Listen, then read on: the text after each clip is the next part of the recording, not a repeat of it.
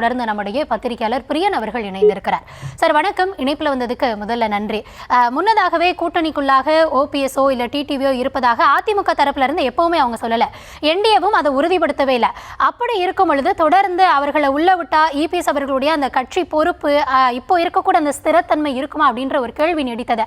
ஆனா இப்போ என்ன ஆயிடுச்சு அப்படின்னா, வெளியவே அவர்கள் செய்யக்கூடிய இது போன்ற நடவடிக்கைகளும் அவருடைய தலைமைக்கான ஒரு கேள்வியை தான் எழுப்பி இருப்பதாக பார்க்கப்படுகிறது.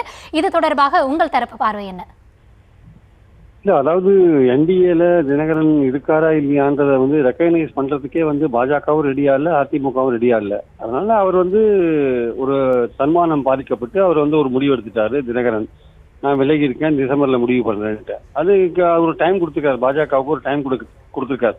ஏன்னா எடப்பாடி என்ன கருதுறாருன்னா, ஓபிஎஸ்ஓ தினகரனோ சசிகலாவோ ஏதோ ஒரு வகையில பலம் பெற்றுட்டா அது நம்மளுடைய அதிமுக நம்ம வகிக்கிற பொறுப்புக்கு ஆபத்தா போயிடுன்னு அவர் நினைக்கிறார். ஆனா அதே சமயம் அதிமுக சவுத்துல பலவீனமா இருக்கு, டெல்டால பலவீனமா இருக்கு, அதை பலப்படுத்தணும்ன்ற எண்ணம் அவருக்கு இல்ல. தன் பதவி போயிடுமேன்ற அந்த ஆங்கிலேயே பாக்குறதுனால இவங்க எல்லாம் போறதை பத்தி அவர் கவலைப்படுற மாதிரி தெரியல. அவங்க ஒற்றுமைக்கான ஒரு விஷயத்தையும் அவர் கணக்கில் எடுத்துக்கிற மாதிரி தெரியல இபிஎஸ். ஸோ இந்த சூழல்ல இப்ப நாளைக்கு செங்கோட்டையனும் அவர்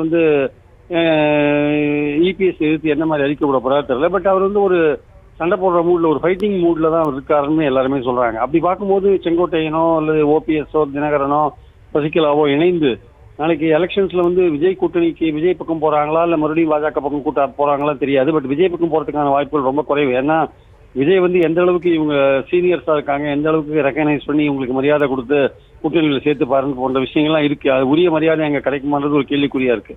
அதே சமயம் பாஜக மீண்டும் சமாதான முயற்சிகளை ஈடுபடுவாங்களான்றது பீகார் எலெக்ஷனுக்கு அப்புறம் தான் நமக்கு தெரிய வரும். ஸோ ஆனால் இதே நிலைமை கண்டினியூ ஆச்சு வச்சுக்கோங்க, நிச்சயமாக இந்த ஓபிஎஸும் சசிகலா தினகரன் போன்றவர்கள் செங்கோட்டையன் போன்றவர்கள் ஒன்றுபட்டு அதிமுக ஒற்றுமைக்கு விரும்பாத எடப்பாடிக்கு ஒரு அரசியல் ரீதியாக ஒரு பாடம் புகட்ட வேண்டும் என்ற ஒரு முயற்சியில் அவங்க இறங்குவாங்க. அப்படி இறங்கும் போது அதிமுகவை தோக்கடிக்கிற சக்தி யாருக்கு இருக்குன்னா திமுகவுக்கு மட்டுமே இருக்கிறத அவங்க பாக்குறாங்க. அப்படி இருக்கும்போது அந்த திமுக அதிமுக போட்டி போடுற தொகுதியில இவங்க ஒரு குழுவா போய் போட்டி போட்டு அதிமுகவுக்கு போற ஓட்டுக்களை குறைக்கிறதன் மூலமா அதிமுகவை தோல்வியடைய வைக்கிறது ஒரு முயற்சியில கூட அவங்க ஈடுபடுறதுக்கான வாய்ப்புகள் இருக்கு. அதிமுக தோல்வி அடைஞ்சாதான் இபிஎஸ் வழிக்கு வருவாரு. அந்த தோல்வியை அடைஞ்சாதான் அந்த கட்சியில ஒரு எதிர்ப்பு குரல் இன்னும் வலுக்கும். அப்பதான் இபிஎஸ் பதவி விட்டு போவார், இல்ல ஏதோ ஒரு முடிவு வரும், சமாதான முடிவு வரும்ட்டு இவங்க நினைக்கிறாங்க. ஏன்னா எந்த விதமான முயற்சிகளுக்கும் இபிஎஸ் ஒத்துக்க மாட்டேன்றார். ஸோ அதனால கடைசியாக இந்த முயற்சியில் அவங்க இறங்கக்கூடிய வாய்ப்புகள் இருக்கு.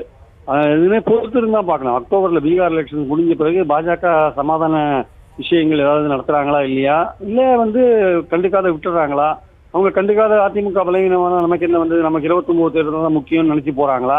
அப்படி போனாங்கன்னா இவங்க இபிஎஸ் நான் சொன்ன மாதிரி இவங்க எல்லாம் ஒன்றுபட்டு அதிமுகவை பல தொகுதிகளில், பாஜகவை இல்லை அதிமுகவை பல தொகுதிகளை தோற்கடிக்கிறதுக்கான முயற்சியில் இறங்கி இபிஎஸ்க்கு ஒரு பாடம் புகற்ற ஒரு விஷயத்துல அவங்க இறங்கக்கூடும் என்பதுதான் அவர்கள் வட்டாரத்தில் பேசப்படுற ஒரு செய்தியா இருக்கு ஆக்சுவலா.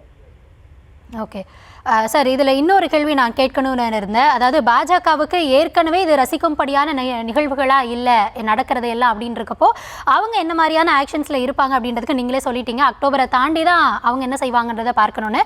இன்னொரு பக்கம் நடக்கக்கூடிய இந்த நிகழ்வுகளில் திரு அண்ணாமலைக்கும் பங்கு இருக்கும் அப்படின்ற ஒரு பார்வையும் முன்வைக்கப்படுது. அவருக்கு இந்த நிகழ்வுகளால் என்ன ஆதாயம் இருக்கும்? அண்ணாமலையை பொறுத்த மட்டும் இந்த கடந்த 2 வருஷமா தமிழ்நாடு பாஜகவில் அவர் தனக்கென்ற ஒரு தனி இடத்தை பிடிச்சிருக்காருன்றதை நம்ம மறுக்கக்கூடாது. ஏன்னா அவருக்குன்னு ஒரு ஆதரவாளர்களை பிடிச்சு வச்சிருக்காரு. ஸோ அந்த ஆதரவாளர்கள் அவர் பக்கம் தொடர்ந்து இருப்பாங்களா இல்லையா, பாஜகவில் இருந்தாலும் இருப்பாங்களா இல்லையான்னு சொல்ல முடியாது. ஆனால் இப்போ என்னன்னா பாஜக மேலிடத்துக்கு அண்ணாமலை பற்றியே ஒரு சந்தேகம் வந்திருக்கு. இந்த அதிமுக பாஜக கூட்டணிக்கு அவர் முழுசா ஒத்துழைப்பாரா மாட்டாரான்றது அவங்களுக்கு ஒரு சந்தேகம் வந்திருக்கு. அதனால தான் நேற்று நடந்த மீட்டிங்ல கூட அமித்ஷா மீட்டிங்ல கலந்துக்கல. ஏதோ ஒரு சமாதானம், திருமணங்கள் இருக்கு அப்படின்னு சமாதானம் சொல்றாரு. பட் அது ஏற்றுக்கொள்ளக்கூடிய ஒரு விஷயமா தெரியல. அண்ணாமலை இருக்கும்போது தான் தினகரன் இருந்தாரு, ஓபிஎஸ் தான் அந்த கூட்டணியில் இருந்தாங்க. ஸோ அப்படிலாம் இருக்கும்போது அண்ணாமலை அடுத்த கட்டமா அவர் பாஜக விட்டு போய் ஏதாவது ஒரு தனி அமைப்பு அந்த மாதிரி விஷயங்கள் ஏதாவது நினைக்கிறாரா இல்லையான்றது இப்போ சொல்றது ரொம்ப ஏர்லியா இருக்கும். ஆனால் அவருக்கும் பாஜக தலைமைக்குமான அல்லது உள்ளூர் பாஜகவுக்கும் அவருக்குமான உறவு என்பது கொஞ்சம் அதுல கொஞ்சம் சிக்கல் வந்திருக்குன்றதான் என்னுடைய கருத்து. இந்த சிக்கல் மேலும் சிக்கலாகுமா இல்ல அது சிக்கலை தீர்ப்பார்களா என்பது வரப்போற நாட்கள்ல தெரியும். ஸோ ஆனா அண்ணாமலையை பொறுத்த மட்டும் அவர் அதிமுக பாஜக கூட்டணிக்கு முழு மனதோட ஒத்துழைப்பு கொடுப்பாரா என்ற ஒரு சந்தேகம் பாஜக மேலிடத்துக்கு வந்திருக்கிறதுனால அந்த சந்தேகத்தோடையே அண்ணாமலை பாஜக மேலும் தொடர்வது என்பது அது குழப்பத்துக்கு வழிவகுக்கும்னு மேலிடம் கருதுகிறது. அதனாலதான் அமித்ஷா அவர்கள் தமிழ்நாட்டில் அண்ணாமலை போட்டி போட வேண்டாம், அவரை வந்து நாங்கள் டெல்லிக்கு கூட்டின்னு போயிடுறோம், அங்கே அவருக்கு வேற ஏதாவது போஸ்டிங் கொடுத்து வேற ஏதாவது மாநிலங்களை அவரை கவனிக்கிற மாதிரி பண்றோன்ற மாதிரி நேற்று அவர் பேசியிருக்காரு. ஸோ இந்த விஷயங்கள்லாம் அண்ணாமலைக்கு ஏற்புடைய ஒரு விஷயங்களா கிடையாது. ஸோ அண்ணாமலை என்ன மாதிரி முடிவு எடுக்கிறாரு, அவர் நாளைக்கு வந்து தினகரன் ஓபிஎஸோட சேர்ந்து அந்த மாதிரி ஏதாவது தனி ஆவர்த்தனம் தனியான ஒரு அமைப்பு போன்ற விஷயங்களை நினைக்கிறாரா இல்லையான்றது சொல்ல முடியாது. ஆனால் அரசியல் வந்து எதுவுமே நடக்கக்கூடாதுன்னு நடக்காதுன்னு சொல்ல முடியாது. ஒவ்வொருத்தரும் அவங்களுடைய தனிப்பட்ட எதிர்காலத்தை பார்க்கும்போது அரசியல்ல எது வேணா நடக்கலாம். தினகரன் இப்போ அவருடைய எதிர்காலத்தை பார்க்கறாரு. கடைசி கட்டத்தில் நம்ம தொங்கல்ல விட்டா என்ன பண்றது, அந்தரங்கத்துல தொங்க விட்டா என்ன பண்றதுன்னு இப்ப விலகிட்டாரு. அதே மாதிரி அண்ணாமலையும் கடைசி கட்டத்துல வந்து நமக்கு சீட் கொடுக்கல, நம்மள வேற எங்கேயோ போட்டுட்டாங்க, நம்மளை ஒதுக்குறாங்க, ஓரங்கட்டுறாங்கன்ற போது நம்மளுடைய எதிர்காலம் என்ன ஆகுது, அவங்களுக்கு முடிவு எடுக்க வேண்டிய கட்டாயத்துக்கு போறாரு. அரசியல்ல வந்து அந்த டைமிங்கும் தன்னுடைய எதிர்காலத்தை நினைச்சு ஒரு அரசியல் இருக்கிற முடிவும் வந்து சரியா கோயின்சைட் ஆனோம். அது கோயின்சைட் ஆனா வெற்றி பெறதுக்கான வாய்ப்பு இருக்கு. ஸோ அண்ணாமலையை பொறுத்த மட்டும் அவர் என்ன மாதிரியான முடிவுகள் எடுப்பாரு, அவருக்கு ஒருவேளை பதவி கொடுத்து அவர் போகலைன்னா அப்ப நம்ம புரிஞ்சுக்கலாம் அவர் பாஜக மேலிடத்து மேல அதிருப்தியா இருக்காரு, தமிழ்நாட்டை விட்டு அவர் தூக்க பாக்குறாங்கன்னா அவர் அதிருப்தியா இருக்காரு, போலேன்னா அதிருப்தியா இருக்காருன்னு புரிஞ்சுக்கலாம். ஸோ அண்ணாமலையோட ரோலும் வரப்போற காலத்துல வந்து நம்ம கூர்ந்து கவனிக்க வேண்டிய ஒரு விஷயமா நான் பார்க்கறேன் ஆக்சுவலா. நன்றி சார். இந்த தருணத்தில் இணைப்பில் வந்து உங்கள் தரப்பு பார்வையை பதிவு செய்தமைக்கு மிக்க நன்றி.